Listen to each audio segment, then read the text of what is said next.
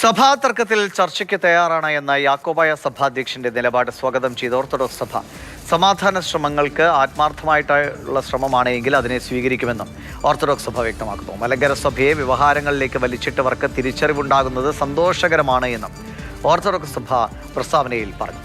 വിശുദ്ധ നോമ്പുകാലത്ത് സാഹോദര്യത്തിന്റെ വഴിയിലൂടെ യാത്ര ചെയ്യാൻ സാധിക്കുമെങ്കിൽ അതിനെ ദൈവഹിതമായി കാണാമെന്നും ഓർത്തഡോക്സ് സഭ വ്യക്തമാക്കുന്നുണ്ട്. തർക്കങ്ങൾ മാറ്റിവെച്ച് ചർച്ചയ്ക്ക് തയ്യാറാകാമെന്ന് രാവിലെയാണ് യാക്കോബായ സഭാധ്യക്ഷൻ ബെസിലിയോസ് ജോസഫ് കാതോലിക്ക ബാവ നിലപാടെടുത്തിരുന്നത്. സഭാ തർക്കത്തിൽ മുഖ്യമന്ത്രിയുടെ സഹായം ആശ്വാസകരമായെന്നും പ്രധാനമന്ത്രിയുടെ ഇടപെടലിൽ പ്രതീക്ഷയുണ്ട് എന്നുകൂടി യാക്കോബായ ബാവ പ്രതികരിച്ചിരുന്നു.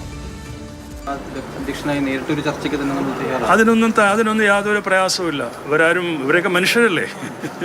അതുകൊണ്ട് ആരുമായിട്ട് ചർച്ചയ്ക്കൊന്നും ഒരു തടസ്സവും ഇല്ല.